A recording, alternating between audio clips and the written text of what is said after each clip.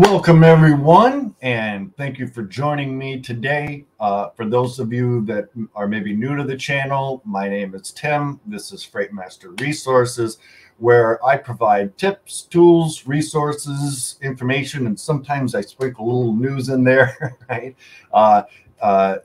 To help freight brokers, agents, and carriers be more successful.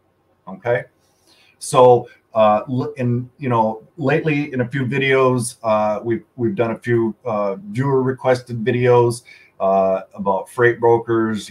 Kind of what is a freight broker, basically what are the equipment, what classifies LTL versus a partial versus a full truckload, all these kinds of things.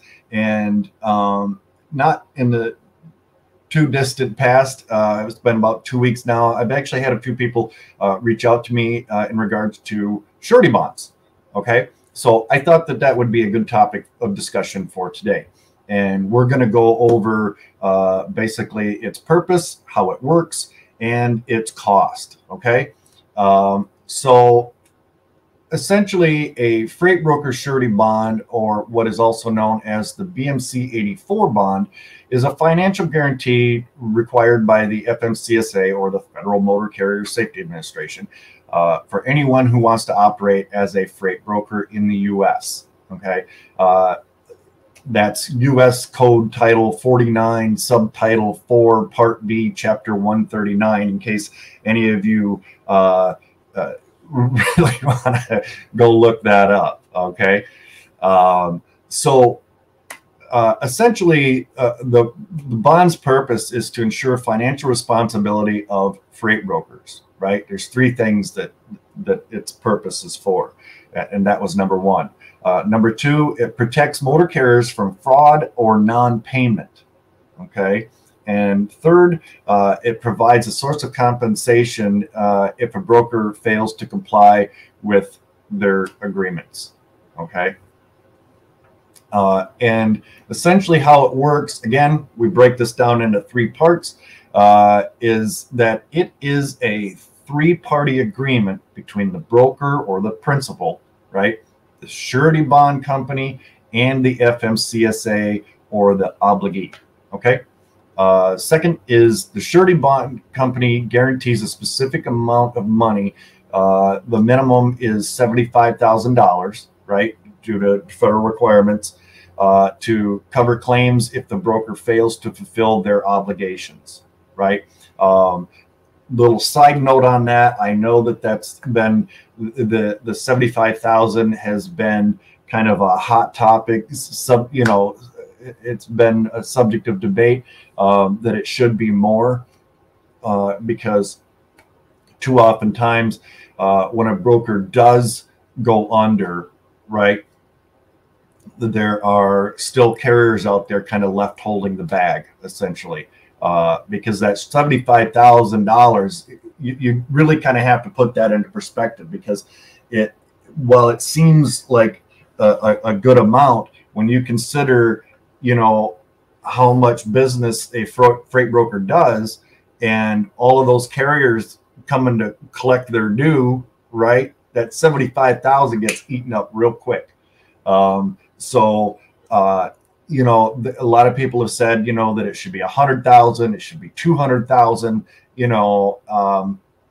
Personally, I do think that it should be more. Is my humble opinion, or it should be scaled. Right, if you're just starting out, $75,000 is probably going to be sufficient, or initially sufficient. But by the end of year one, according to how much business that you're doing, that amount should potentially go up. Right, if you're doing plenty of business as a freight broker in your first year, second year, third year, and it could be scaled. Right. Because essentially, like some of your big corporate brokers, they can essentially, if they want to, some do have more coverage, but they could essentially just be that $75,000 minimum. And, when you consider how much freight that they move, it's staggering. right, the amount of carriers that would be essentially beating down their door wanting their money if they were to ever go under. And we have seen big brokerages go under, right? We've seen it just in the past year. Okay, so moving on. The third thing is, if a carrier files a valid claim against the broker, the surety bond will pay out up to the bond amount, right? Anything beyond that, essentially they've got to go after the broker personally. Bear with me here just one moment. So now that we've discussed its purpose and how it works, I know some of you are going, you know, what does it cost, man? What does it cost? Well, okay, we're going to get to that. Okay. The cost of the bond or the premium is a percentage of the bond amount, or the $75,000 minimum, right? And varies depending on the broker's credit history and financial strength. Okay. Secondly, bond premiums typically range from around $900 all the way up to $15,000 a year, right? So it really, a large chunk of that is based on your credit. Okay, so if you have really good credit, you're probably going to end up with a lower cost to secure that bond. Okay, if you've got horrible credit, you know, it's going to cost more. Okay, and again, I've got my recommendation in the description below. If you are in need of a bond, you know, the FMCSA 84, or maybe, you know, it's getting to renewal time and you want to shop around, again, check that out. I've passed it on to a few other people, and they have saved money through that. So obtaining the bond, again, two parts. Freight broker surety bonds can be obtained from licensed surety companies, right? They have to be a licensed surety company, and the application process typically involves a credit check, right, and financial statement review. Okay, I hope that sort of that explanation clarifies what freight broker surety bonds are. If you have further questions about more specifics on obtaining the bond or the regulations surrounding the bond, I really would recommend that you either contact the FMCSA directly or talk to someone at a licensed surety bond company.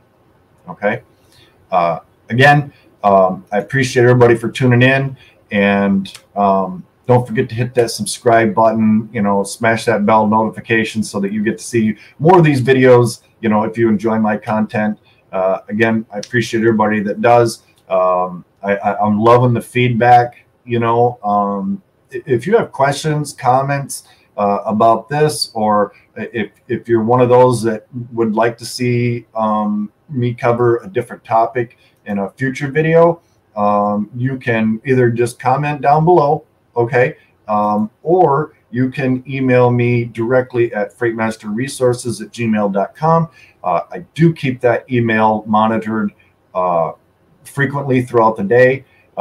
Sometimes I get overwhelmed with DMs and emails, but I promise that I always answer everybody in the order that was received, and you won't typically have to wait until the following day. Now, if you DM or email me at 3 a.m., you're probably gonna have to wait till morning, right? But yeah, I'm usually pretty quick to reply to everybody. So, you know, or if you have questions about being a freight broker, or if you're a new freight agent, right, and you kind of, you know, maybe you finished your training and you kind of need that little bit of direction, right, because not all training courses are created equal, and some of them kind of leave you high and dry, and you're like, now what, you know, reach out to me, you know, and I'll do my best to kind of help you out. Okay. With that, I guess we'll shut it down for today, pending any exciting news or something else that might come in. But I hope everybody's having a fabulous start to their week. We're almost to Wednesday, right? And with that, as always, be kind to one another.